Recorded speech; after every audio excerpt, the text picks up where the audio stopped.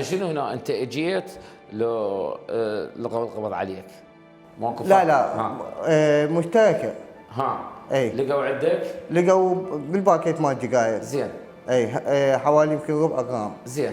اي ف انحكمت عليه. احنا الغايه اليوم انا ترى من قاعد احكي وياك. اي انا مو اريد اطلعك مذنب، بالعكس انت اليوم نزيل وبارك الله بك من انت قلت اريد اروح للمصحه وجاي هنا تتعالج.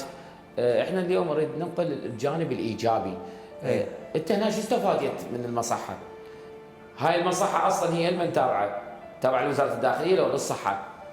وزاره الداخليه. هاي المصحه تابعه لمديريه المخدرات؟ مديريه المخدرات دياله. ها حلو، يعني هسه محافظه دياله وتحديديا مديريه المخدرات دياله يعني بنوا هاي المصحه.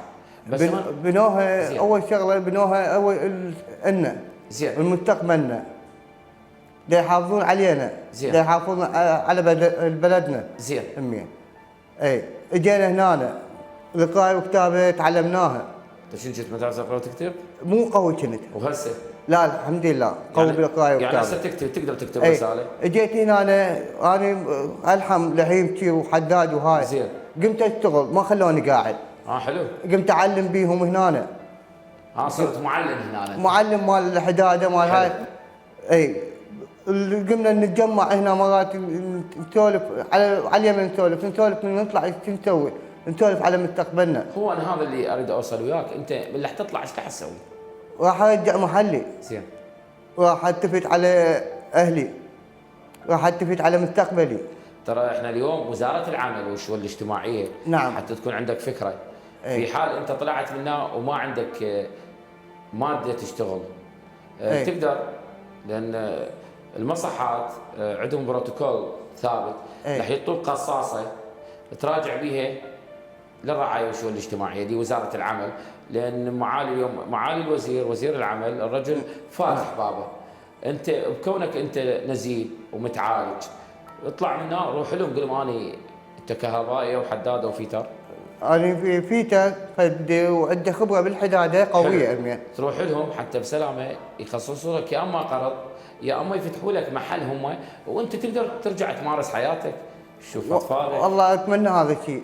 ثاني شغله يعني حتى مال الرعايه والراتب ماكو لحد الان. اللهم ابوابهم مفتوحه يعني العالم، بس انتم روحوا خذ هاي القصاصه تريدون تتواصلون ويانا من خلالنا احنا ما عندنا. رحم الله والديكم بوجودكم ان شاء الله. هم مشتاق لاطفالك؟ مو سوى مكان. كم طفل عندك؟ عندي اثنين. الله يحفظهم. رحم الله والديكم. هو انت شوف اليوم كل انسان يحط له هدف. صح. انت هسه ان شاء الله ما راح تطلع منك خليت لك هدف؟ طبعا خليته هدف ارجع محلي.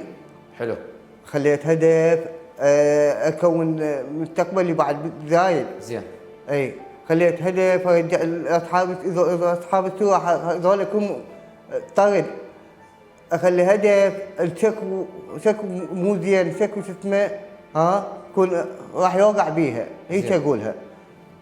شكو واحد يتعاطى خلي يسلم نفسه المصحات احسن له. لان احسن يوم. بس مو اليوم اللي هم ذول اللي ياخذون هذا الموضوع يقول لك انا ما اقدر اروح المصحه، لان المصحه رح يقتلوني، المصحه رح يبهدلوني، المصحه رح ما يعطوني اكل. ماكو هذا الشيء. شنو ماكو هذا الشيء؟ ماكو هذا الشيء.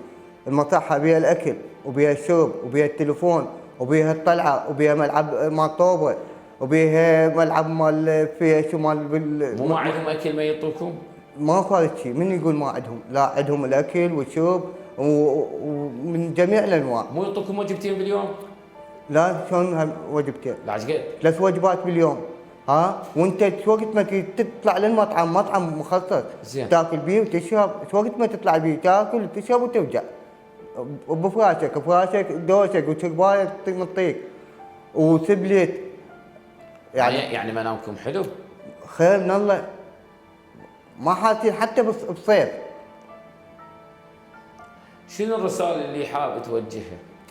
اوجهها اي واحد يتعاطى من اخواننا الشباب خلي يعوف هذا الدرب مو زين. ان شاء الله نشوفك خارج هاي المصحة ونلتقي بيك. رحم الله والديك.